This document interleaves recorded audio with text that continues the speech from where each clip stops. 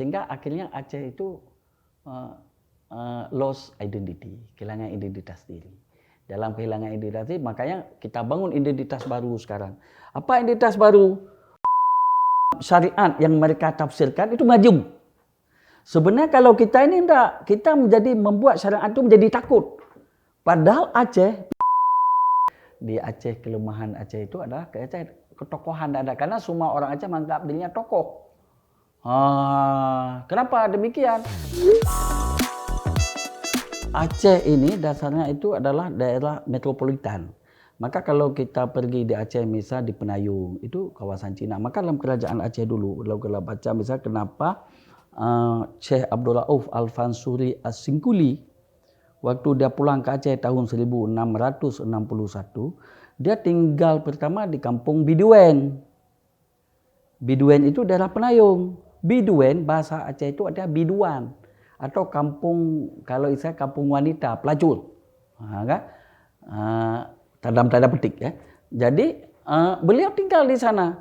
Jadi tinggal di sana, dia mempengaruhi karena itu kampung di kawasan di mana orang seluruh bangsa tinggal. Jadi Syekh Abdul Rauf tinggal di sana, mempengaruhi, membawa budaya Islam yang rahmatan lil alamin. Oleh Syekh Abdul Rauf. Dia tidak menjadikan Biduen itu sebagai musuhnya. Tapi dia tinggal di situ. Tinggal sehingga sampai sekarang masih disebut Kampung Bidun. Antara dalam pulau sekarang tempat TPI sekarang itu Kampung Bidun. Sampai daerah Shah Kuala itu Kampung Bidun. Itu adalah, tapi Syekh Abdul Rauf bisa merubah dengan suasana yang moderat sehingga membawa Islam yang betul-betul, yang pada sebelumnya Islam di Aceh itu keras. Sebenarnya Islam itu di Aceh itu dulu ada 4 tokoh. Sebenarnya sering orang diskusi bahwa seolah-olah 4 tokoh ini hidup pada masa yang sama. Padahal tidak sama. Contoh ini. Masa waktu Saidil Mukammil menjadi Sultan Aceh. Jadi Sultan Aceh itu Aceh besar, bukan Aceh yang ada antara Sabang sampai Tamiang sekarang. Ya. Aceh dulu dari Sumatera sampai Semenanjung. Itu Aceh. Jadi ada Sultan Saidil Mukammil. Mukammil itu berkuasa beliau dari 18 lebih kurang 85 sampai dengan 1904. Kalau Saidil Mukammil ini, beliau kakek daripada Iskandar Muda. Yang menjadi mufti siapa? Yang menjadi mufti juga seorang pemikir yang hebat yang nama Syekh Hamzah Fansuri. Itu mufti daripada Saidil Mukammil. Beliau itu maka punya syair perahu, ya kan, dengan beberapa syair-syair yang hebat sekarang itu karya Syekh Hamzah Fansuri. Kemudian setelah Hamzah itu berkuasa di Aceh masa-masa Iskandar Muda 1607-1636, yang menjadi mufti itu muridnya daripada Syekh Hamzah, namanya Syekh Syamsuddin As-Sumatrani. Beliau syahid tahun 1627. Beliau syahid di Malaka, maka makamnya beliau di Malaka. Jadi beliau juga bisa membawa Aceh yang dalam bahasa persatuan itu bahasa Melayu, masa Melayu itu. Kemudian baru Aceh gelap, ada sempat Aceh masa gelap juga.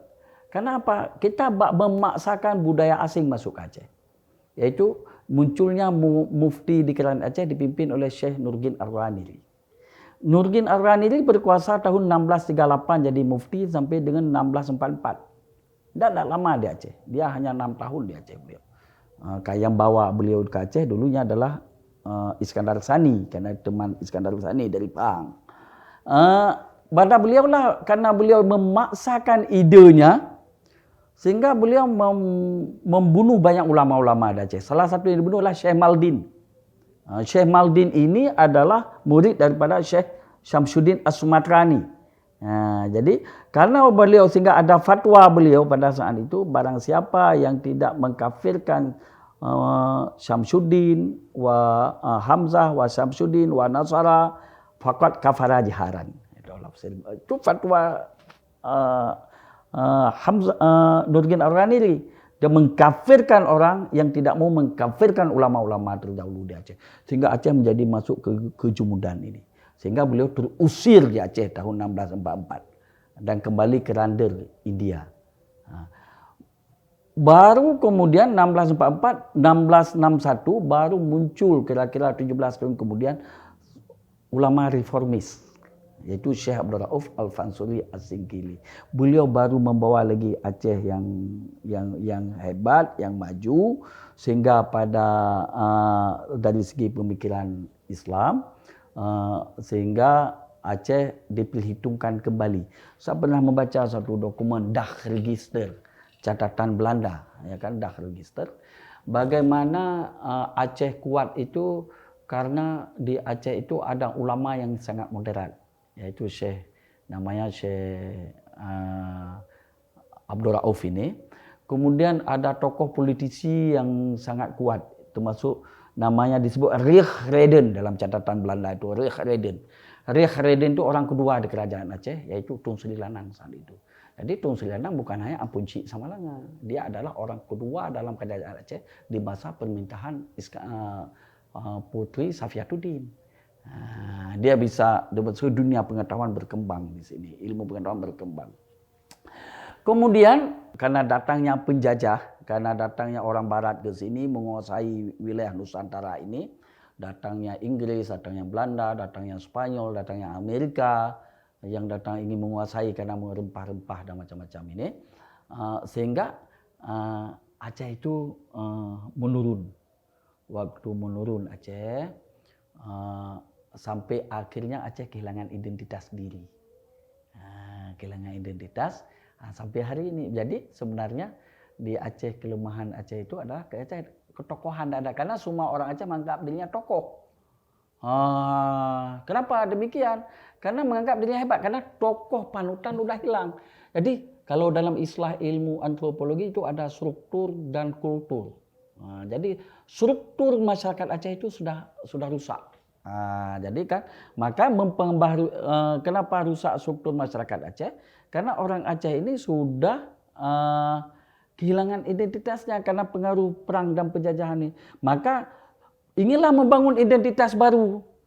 Pertama dulu ada kita menganggap Acehnya hebat masa lalu dengan selalu mengagung-agungkan Sultan Iskandar Muda misalnya. Karena ingin sehingga dalam sejarah Aceh ada namanya Hikayat Malim Dagang. Hikayat Malim Dagang kalau kita buka dokumen hikayat itu umumnya puja-puji terhadap Iskandar Muda. Padahal kalau kita lihat hikayat ini dikarang abad ke-19, bukan abad ke-17. Kenapa dikarang ini puja-puji? Karena Aceh sudah kehilangan identitasnya ini. Ingin membangun identitas baru. Ingin membangun ketokohan diri. Siapa yang ditokohkan? Tidak ada tokoh. Carilah tokohnya yang dirujuk itu yang ke dalam saya itu kepada Iskandar Muda. Jadi Iskandar Muda dianggap itu sama dengan Iskandar Zulkarnain misalnya. Gitu. Kemudian akhirnya sampai masuk Belanda dengan diobok-obok dengan teori Snok, sehingga akhirnya Aceh itu lost identity, kehilangan identitas diri.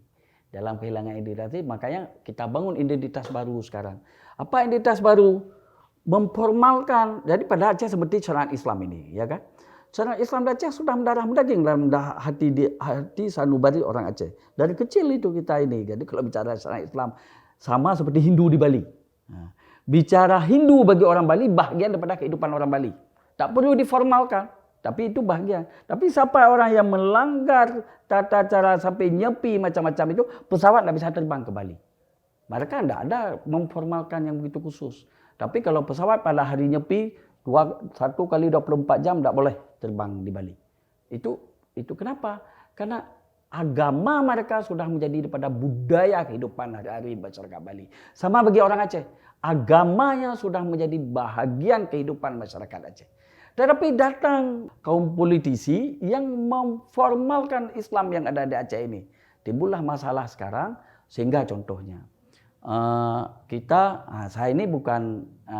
saya ini kalau belajar dulu saya kan alumni UIA, ya, International Islamic University, yang promosikan Islamic Economic di Indonesia. Saya belajar itu di bidang Master Comparative Law, termasuk saya belajar tentang sistem hukum perekonomian dalam Islam.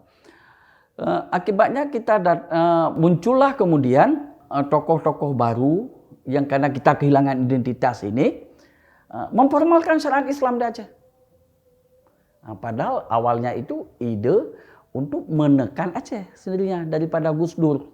Jadi waktu Presiden Gus Dur karena di Aceh ada konflik GAM, bagaimana orang Aceh ini dibuat? Ke luar negeri dibuat Aceh adalah ekstremis, bahwa Aceh minta syariat Islam. Di luar negeri orang GAM itu dianggap Aceh sekuler. Orang GAM itu sekuler karena anti syariat Islam. Ide itu sebenarnya ide daripada penyelesaian konflik Aceh pada masa politik oleh Gus Dur. Dan itu kita termakan sampai hari ini. Sehingga sehari ini kita usir bank-bank konvensional di Aceh. Walaupun tidak kita sebut kita usir, tapi kita bangun regulasi yang menyebabkan orang terpaksa keluar dari Aceh. Regulasi yang kita bangun dan tanpa sadar. Akibatnya apa? Timbul yang kebijakannya tidak syariat juga, yaitu monopoli. Akhirnya di Aceh itu bank itu dimonopoli oleh BSI dan Bank Aceh. Tidak seperti yang padahal kita tidak boleh fair trade, misalnya perdagangan yang fair, ya kan? Makanya saya kira ini, saya ada cerita orang kampung ini. Aceh ini sama seperti orang sakit. Orang sakit ini biasa di kampung ganti-ganti nama. Jadi sakit ganti namanya Ismail, diganti Ibrahim, diganti Ali sampai sembuh. Aceh gitu juga, nama berganti-ganti terus. Karena kita lagi sakit. Dan terlalu banyak pantang di sini. Biasa yang banyak pantang itu adalah orang diabetes. Jadi kita diabetes kan, pantang, tidak boleh makan ini, tidak makan itu. Jadi kita kalau Aceh ini harus membuka diri kembali ini. Cara berpikir kita. Jadi jangan kita jadikan Aceh ini sebagai kelinci percobaan. Ada ilmu kita sedikit, datang mempraktekkan ilmu yang kita miliki. Akhirnya rusak semuanya. Atau karena kita tidak tahu identitas, akhirnya kita semua menjadi tokoh. Ya kan? Itu akibat Aceh kehilangan identitas sebenarnya. Ke depan ini kita harus lahir pemimpin-pemimpin yang cerdas. Cerdas and smart thinker istilahnya. Jadi kan yang bisa membangun Aceh yang berpikir bukan untuk kita. Sebenarnya begini, kita ini bagi pribadi kita udah selesai ini. Tapi jangan karena sikap kita ini merusak masa depan generasi yang ada di Aceh. Karena kita paksakan ide yang kita miliki yang belum teruji sebenarnya kebenarannya. Ini contohnya ya. Kita bicara Qatar misalnya. Negeri-negeri Arab, Qatar, Dubai, ya. Negeri-negeri syariat Islam. Dia bisa membuat syariat Islam, syariat yang mereka tafsirkan itu maju. Sebenarnya kalau kita ini enggak, kita membuat syariat itu menjadi takut. Padahal Aceh bisa menjadi pilot project syariat Islam di Indonesia, tapi yang rahmatan lil alamin. Kalau ini sukses, daerah lain itu akan sukses. Jadi Aceh harus beli. Tapi jangan kita membawa Aceh ke dalam kejumudan berpikir yang kita miliki sendiri.